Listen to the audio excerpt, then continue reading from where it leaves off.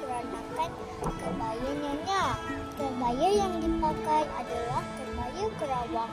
Dibuat daripada fabrik kasa yang nipis, dihias dengan sulaman.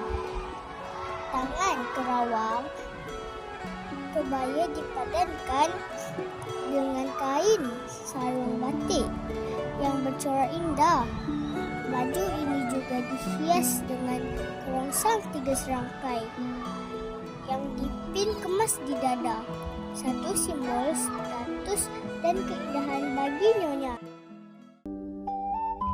Konnichiwa, watashi Delisha Kairah binti Amril.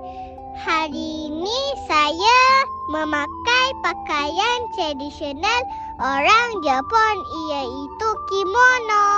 Kimono ialah pakaian tradisional ikonik dari Jepun yang terkenal dengan reka bentuk jubah berbentuk tiang anggun.